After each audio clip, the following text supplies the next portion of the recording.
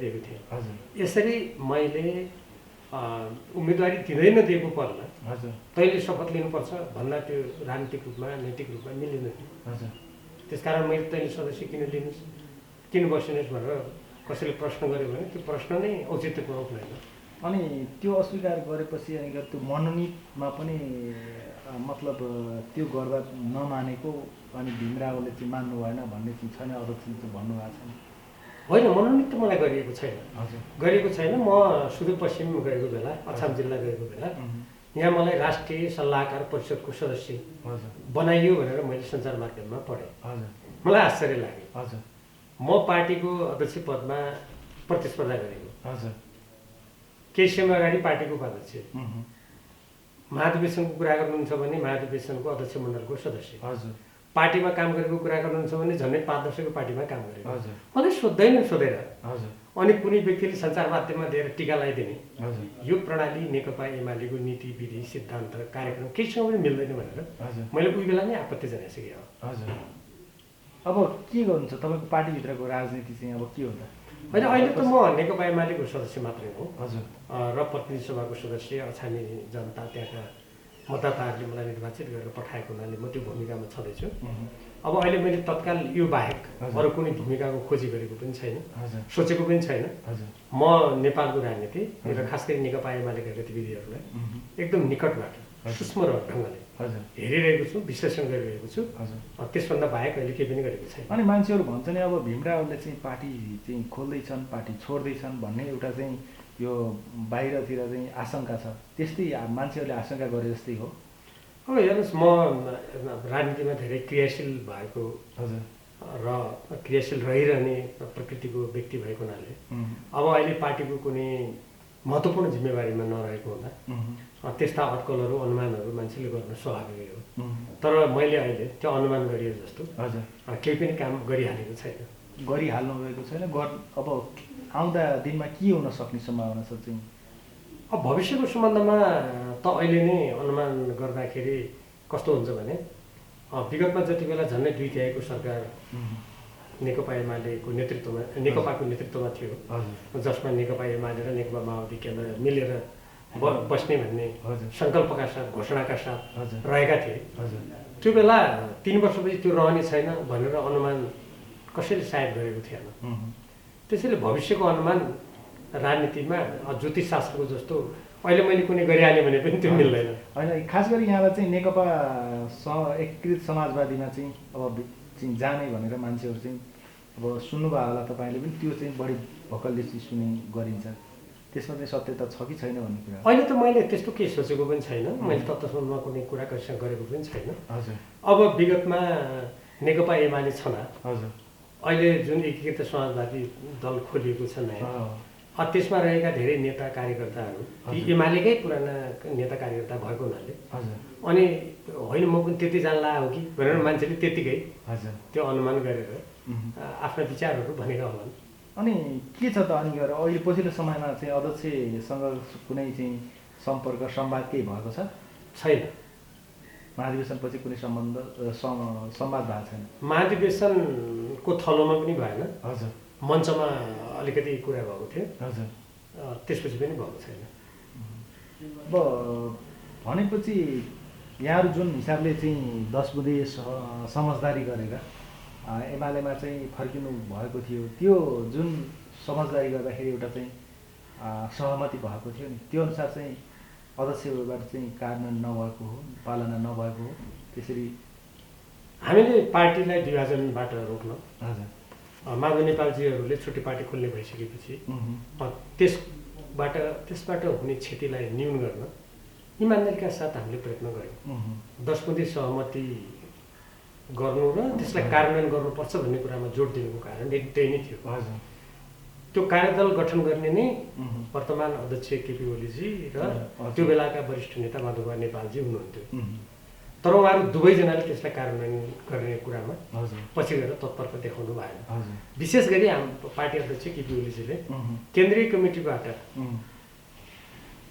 अन्तर्पार्टी निर्देशन जारी गरेर त्यसको कार्यान्वयन गर्ने लिखित वचनबद्धता आफैले हस्ताक्षर गरेर पठाउनु भयो, तर उहाँले त्यसलाई मन लागेको ठाउँमा कार्यान्वयन गर्न दिनुभयो, मन नलागेको ठाउँमा कार्यान्वयन गर्न नदिएर अवरोध सिर्जना गर्नु। त्यसैले हामीले त्यो 10 बुँदे सहमति गर्ने कुरा र त्यसलाई कार्यान्वयन गर्ने कुरामा जुन जोड दिएका थियौँ पार्टीको हितमा, तदनुकूल काम हुन सकेन र त्यसको लागि प्रमुख रूपमा त्यसलाई गर्न नदिने त पार्टी अध्यक्षको हैसियतले पार्टी अध्यक्ष नै हुनु। अनि त्यति बेला चाहिँ सहमति त्यो 10 बुँदेका बखत चाहिँ तपाईँसँग कुनै चाहिँ समझदारी चाहिँ भएको थियो?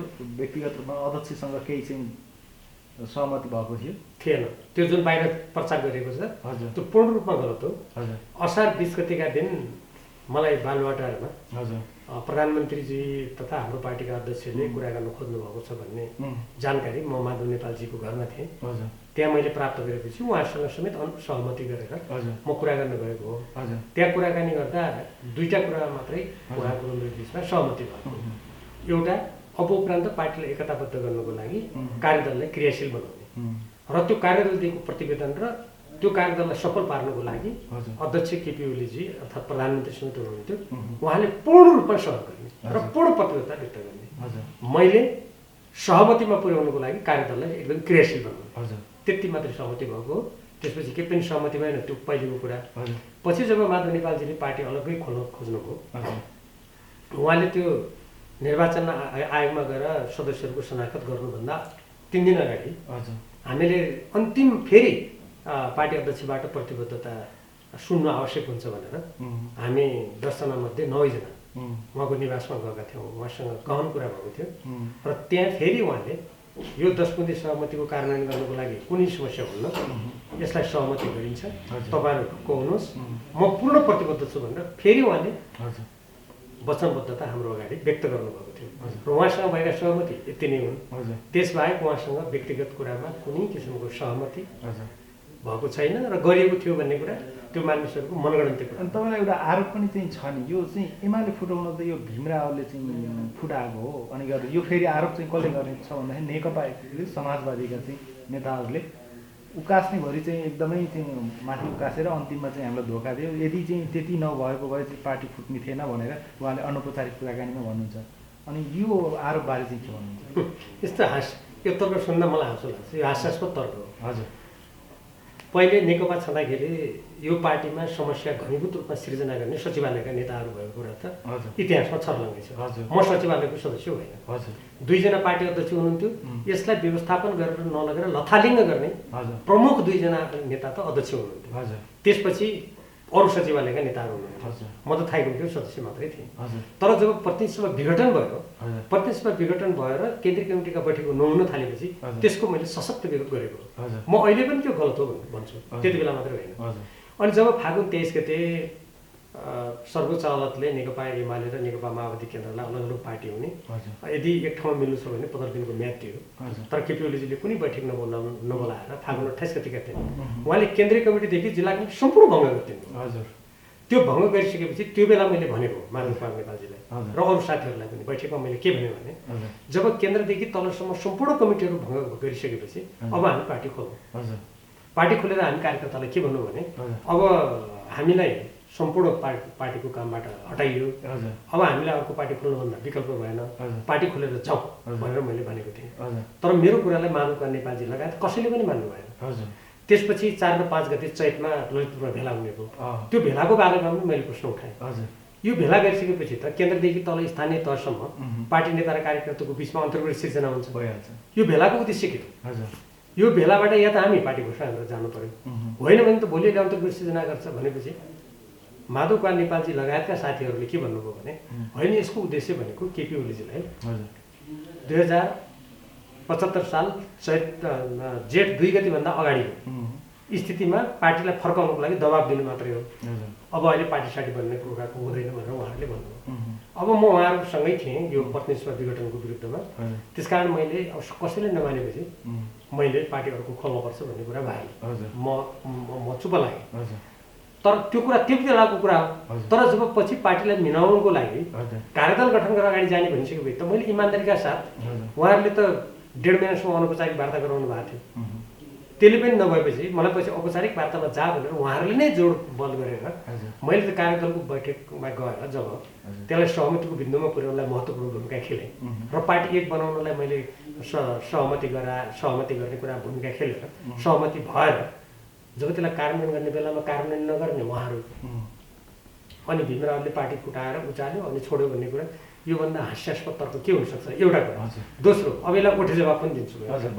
ओठे जवाब दिने हो भने यदि मैले उचाल्दा उहाँहरू उचालिने मैले त्यहाँसम्म ल्याउने कुरा साँचो थियो भने पार्टी नफुटाउ भन्दा पनि त मेरो भनाइ मानेर नफुटाउनुतिर लाग्नु पर्थ्यो नि त त्यसो। यदि मैले उचाल्दा उचालिने मान्छे थिएँ भने त मैले बसाल्दा पनि त बस्नु पर्थ्यो नि त। त्यस कारण धोका थियो भन्ने कुरा मै धोका सोकाको शब्द प्रयोग गर्दिनँ। अनि साँचो कुरा के हो भन्दाखेरि प्रतिनिधि सभा विघटन गर्ने र पार्टीको विधि पद्धति अनुरूप बैठक नगर्ने कुराको विरुद्धमा हामी एकै ठाउँमा थियौँ। पार्टीलाई सहमति मिलाउन कार्यदल गठन गरेर कार्यदलको प्रतिवेदन तयार गरेर पार्टीलाई बचाउने कुरा पनि हामी एकै ठाउँमा थियौँ। जब उहाँहरू पार्टी विभाजन गरेर जानु खोज्नुभयो म विभाजनको पक्षमा रहेन र हाम्रो बाटो फरक भयो। अब यसले कसलाई धोका दियो भन्ने राजनीतिक सिद्धान्त मान्यता अलग अलग भएपछि हामी एउटै बाटो हिँड्न सकेनौँ। यथार्थ राजनीतिक रूपमा भन्दा त्यसो भन्नु। अब जीवनका महत्त्वपूर्ण चाहिँ समय एमालेमा बिताउनु भएको एमालेको एउटा चाहिँ सदस्य अब नेतै भएको हिसाबले अब एमालेको चाहिँ भविष्य के हो त? अब नेकपा एमालेको भविष्य के हुन्छ भन्ने कुरा यो जनताको भोट विवेचनावाद यसको सिद्धान्त नीति जुन मार्क्सवाद हामीले अवलम्बन गरेका छौँ। नेपालको संविधानमा पनि हामीले समाजवाद उन्मुख राजनीतिक प्रणाली अर्थव्यवस्थाको कुरा गरेका छौँ। तदनुकूल यो पार्टी अगाडि जान्छ कि जाँदैन? यसले विधि पद्धतिलाई मानेर निष्पक्ष ढङ्गले यसको नेतृत्वले काम गर्छ कि गर्दैन? आज हाम्रो देशको लिम्पियादुरा लिपुले कालापानी क्षेत्रमा भारतीय अतिक्रमण छ। त्यसको बारेमा यो मातृभूमिको रक्षाको लागि 2006 सालमा स्थापित कम्युनिस्ट पार्टीको मूल्य मान्यतालाई यसले दृढतापूर्वक देखिने गरी बुझिने गरी रक्षा गर्छ कि गर्दैन? आज हाम्रो देशमा कृषि क्षेत्र, पर्यटन क्षेत्र र अर्थतन्त्रका अनेकौँ क्षेत्रमा बाह्य घुसपेट यति छ कि त्यसले हाम्रो देशको दीर्घकालीन अस्तित्व र अस्मिता के हुन्छ भन्ने प्रश्न उठेको छ। यस सम्बन्धमा पार्टी प्रष्ट रूपमा राष्ट्रिय हितमा अगाडि जान्छ कि जाँदैन? भर्खरै हामीले हिजो मात्रै समाचारबाट मैले थाहा पाएँ नारायणी जस्तो एउटा ऐतिहासिक सांस्कृतिक स्थलमा विदेशी एउटा कम्पनीलाई रेस्टुरेन्ट खोल्न दिएर त्यो भाडा दर हेर्नुभयो भने त्यो प्रत्येक नेपालीको मन रुने गरी त्यहाँ निर्णय गरेको रहेछ। यस्ता गतिविधिमा पार्टी खुलस्त रूपमा अगाडि आउँछ कि आउँदैन यस्ता कुराको विरुद्धमा? र हाम्रो सिमानाको रक्षा, नागरिकता जस्ता विषयमा पार्टी स्पष्ट रूपमा पार्टीले जुन 6 सालदेखि लिएको बाटोमा अगाडि बढ्न तत्पर हुन्छ कि हुँदैन?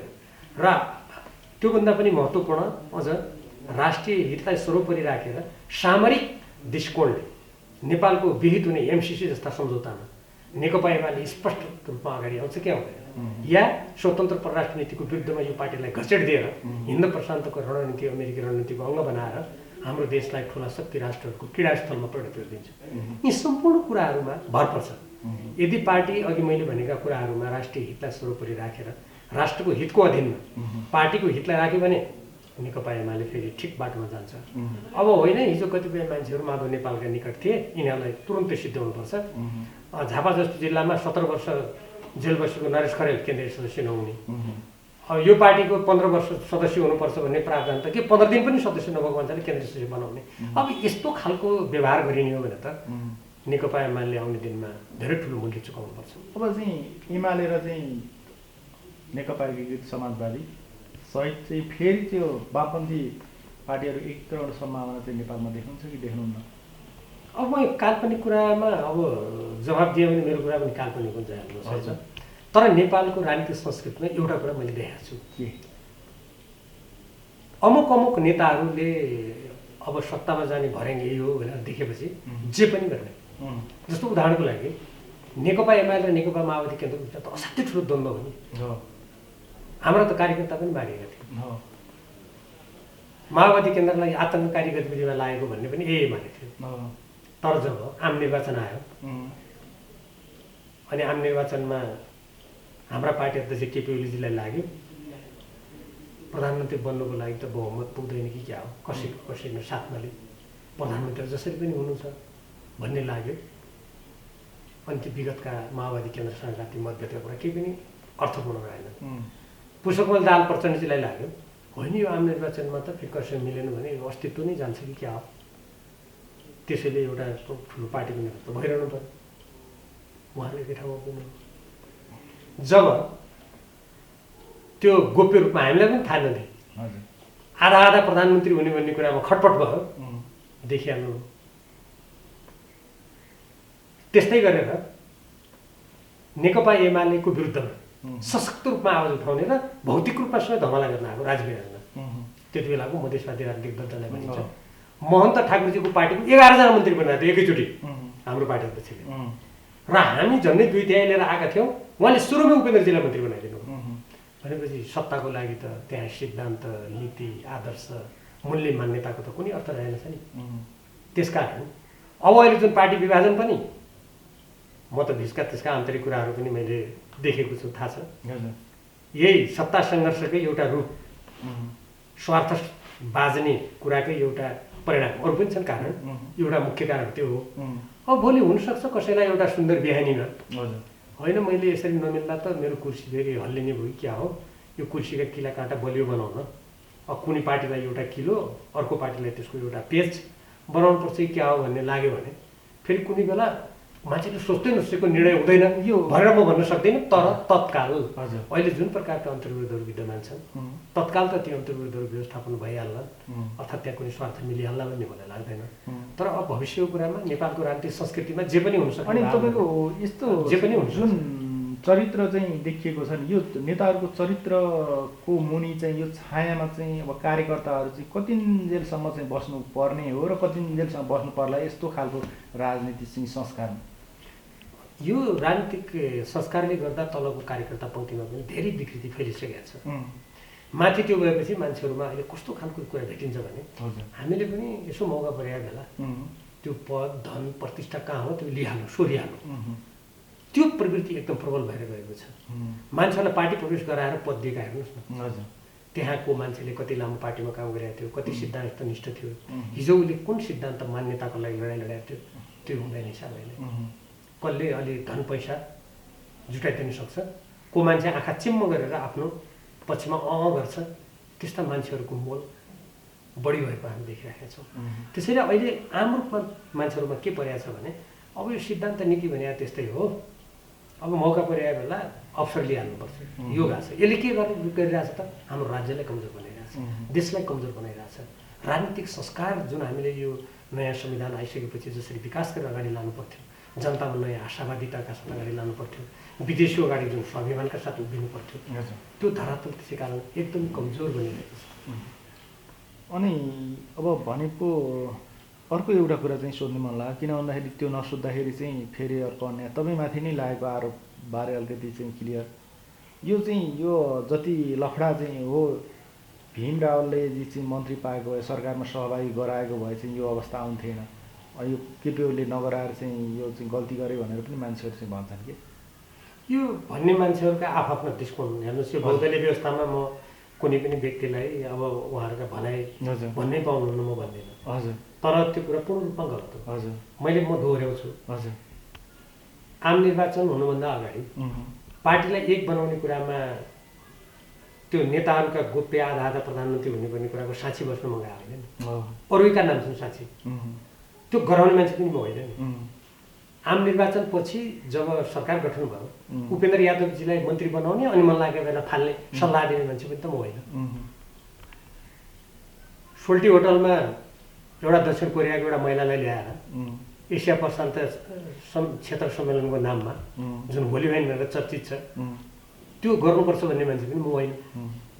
र त्यसपछि गएर यो सचिवालयमा मैले अघि भनिहालेँ, सचिवालयमा दिनदिनै कसलाई प्रधानमन्त्री बनाउने, कसलाई उपाध्यक्ष बनाउने, कसलाई कुन पदमा ल्याउने दिनदिनै त्यसमा मात्रै माथापछि गरेर राष्ट्रका विषयहरूमा छलफल नगर्ने त्यो निकायको सदस्य पनि म होइन।